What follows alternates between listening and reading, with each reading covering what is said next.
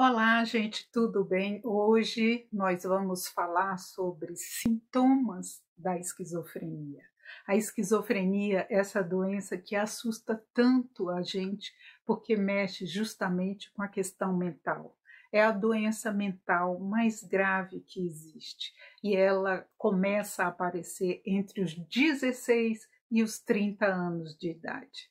Quer saber como são os primeiros sintomas? Fique aqui.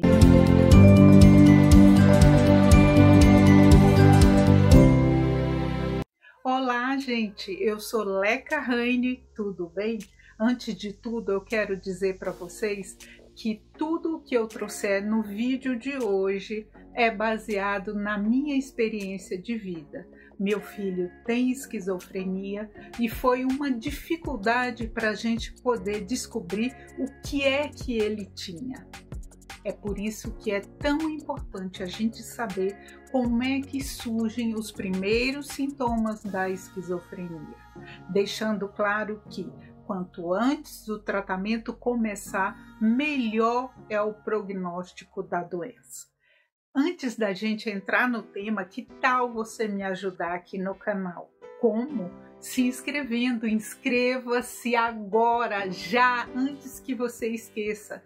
E também, além de se inscrever, dê um joinha no vídeo e compartilhe com seus amigos. A esquizofrenia é um assunto importante. Aliás, todos os assuntos, os temas que a gente traz aqui no canal são relacionados à mente, à saúde mental. É por isso que é tão bom você me ajudar a divulgar esse canal, para que mais pessoas possam se beneficiar das informações, das experiências que a gente traz por aqui. Porque, gente, de acordo com os comentários que eu recebo, as pessoas se beneficiam muito em saber que outras pessoas também passam o mesmo que elas passam. Bom, então vamos lá. Os sintomas da esquizofrenia.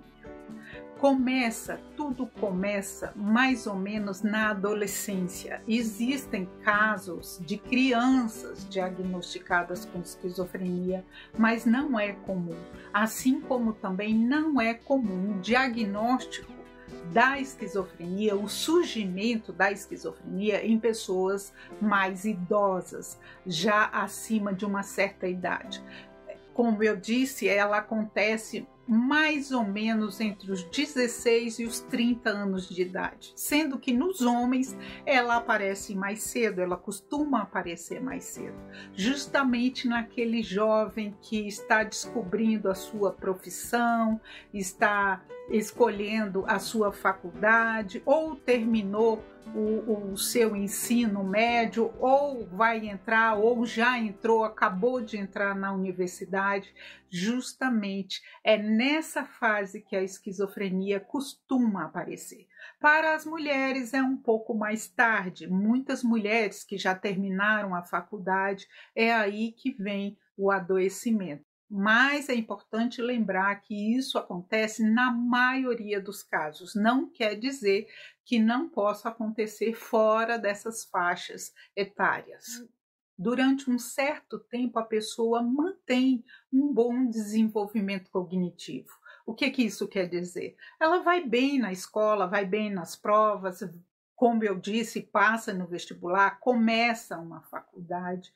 Mesmo com essa cognição satisfatória, os pensamentos começam a ficar confusos, começa a surgir uma certa desordem mental. A pessoa não consegue se expressar, dizer exatamente o que ela está pensando. Quando você faz uma pergunta, a resposta nem sempre é satisfatória. A pessoa mistura, digamos assim, alhos com bugalhos. Você pergunta uma coisa e ela responde outra. Ela não, e aí você firma, você fala não, mas eu não te perguntei isso. E aí vem uma terceira resposta que não, aí é que não faz sentido algum. Então é nesse momento que a gente tem os primeiros sintomas da esquizofrenia. A pessoa também pode ficar mais retraída, se fechar no quarto, não querer conversar com ninguém.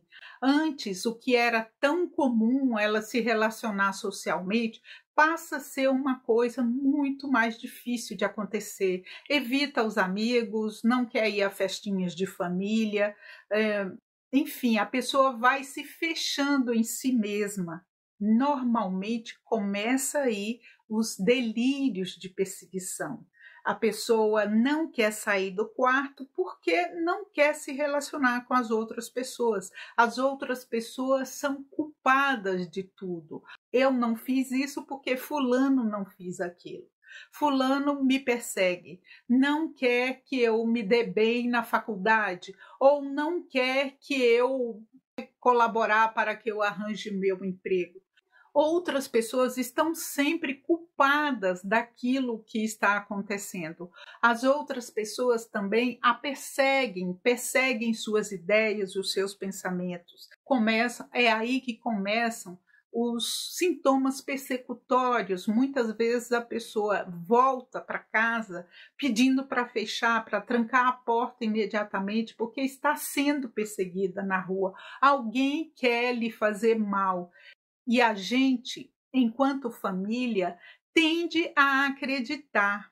Sim, a gente acredita porque são queixas que são relativamente comuns de acontecerem. Realmente, nesse mundo de hoje, quem é que pode garantir que não exista uma perseguição? Quem é que pode garantir que a pessoa não está falando a verdade? Se temos violência nas ruas, se temos pessoas que realmente perseguem umas às outras, então como que a gente não vai acreditar? A nossa tendência é sim acreditar. Quando é que a gente pode pensar que tem algo errado?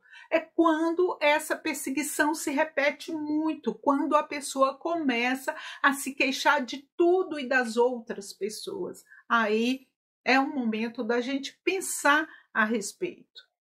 Junto com isso surgem as ideias estranhas, uma ideia que, dependendo da nossa cultura, não tem nada a ver. Por exemplo, vai ser um ermitão no Himalaia. Não, eu quero ir para o Himalaia para poder me dedicar a uma religião, normalmente uma religião que não tem a ver com a nossa cultura, mas pode ser também uma religião que seja comum aqui no nosso país, por exemplo, o cristianismo. A pessoa pode dizer que vai para o Tibete pregar o cristianismo, ou que vai para as areias do Saara, enfim, um lugar longe, um lugar ermo, normalmente, e a gente começa a ver que antes os pensamentos não envolviam nada disso, não envolviam essas estratégias de sair do meio social. Então, é também uma questão para a gente prestar muita atenção. São teorias esquisitas que começam a surgir, por exemplo, o aparecimento de discos voadores em tal lugar, ou se não, terremotos que estão previstos a acontecer, eclipses solares e lunares, enfim, coisas que costumam não acontecer, mas que são passíveis de acontecer sim. Então é por isso que a gente fica em dúvida, sem saber se é verdade, se não é verdade. Se for realmente um caso de esquizofrenia, esses sintomas são, além desse pensamento desorganizado, a pessoa fica com uma dificuldade grande de entender metáforas, por exemplo. A pessoa pergunta, eu posso tomar café? Aí você fala, não pode tomar café. E até dá aquela risadinha e ela vai entender que realmente ela não pode tomar café, ela não vai entender que é uma brincadeira. Isso que você podia falar tranquilamente, fazer esse tipo de brincadeira, você passa a ver que a pessoa não está entendendo tanto, ela não ri mais quando você fala que não, você não pode assistir televisão porque a televisão é só minha. E ela acredita realmente que você está dizendo que a televisão passou a ser só sua a partir daquele momento. Outros sintomas positivos que surgem são esses mais comuns, que a gente conhece como alucinação e delírio. No caso da alucinação, não tem como a pessoa não acreditar, porque ela vem sempre ligada aos 5 sentidos. A percepção vem através dos sentidos, então a pessoa se sente tocada ou acha que ouviu vozes, que está ouvindo vozes, de fato, ela acredita, não tem como ela não acreditar, porque isso vem de uma desconexão cerebral tão forte que as vozes saem da sua própria cabeça, mas ela não percebe isso. Normalmente as vozes que são ouvidas são vozes em terceira pessoa falando: ah, fulano não é bom o suficiente, ah, ele nunca vai conseguir terminar a faculdade, ah, mas também como que ela pôde chegar a esse limite, essa casa suja em que ela vive. Enfim, são críticas, construções em formas de crítica que a pessoa ela se sente incomodada, ela acredita realmente naquilo que pessoas estão falando dela. Pessoas, às vezes espíritos, às vezes vozes do além, dependendo da forma como a pessoa vive ou viveu até agora, normalmente ela acredita todas essas vozes a situações que têm a ver com a existência, com a cultura em que ela vive. Pode ser também alucinações em forma de visão, a pessoa vê coisas, vê bichos, monstros, ou sente cheiros, ou sente um gosto estranho na comida, sem que nada tenha acontecido de diferente, o tempero é o mesmo, a comida é a mesma, mas ela sente um gosto estranho. Isso tudo são sintomas positivos que, associados ao delírio, eles dão uma ideia de que realmente é esquizofrenia, de que se trata de esquizofrenia, aquele adoecimento. E os delírios, como é que são? Eles podem ser em forma de mania de grandeza, por exemplo. A pessoa se acredita uma pessoa enviada de Deus que veio para salvar o planeta Terra. Então ela precisa sair e ir por aí, andar e encontrar seus seguidores, pessoas que finalmente vão poder compreender o que ela quer dizer, o que ela tem a dizer. Porque já que os pensamentos são confusos e ela não se sente compreendida, ela acha que pessoas vão passar a compreendê-la assim que ela iniciar a sua missão especial. Então, são os delírios. Ou então ela pode acreditar outras coisas mais próximas aqui do cotidiano. Por exemplo, traições, meu amigo me traiu, minha esposa, meu marido me traíram. Ou achar que o amigo não é mais aquele amigo de fato, porque ele, vamos dizer, tem algo a ver. O delírio, ele é uma deturpação de algo que já existe.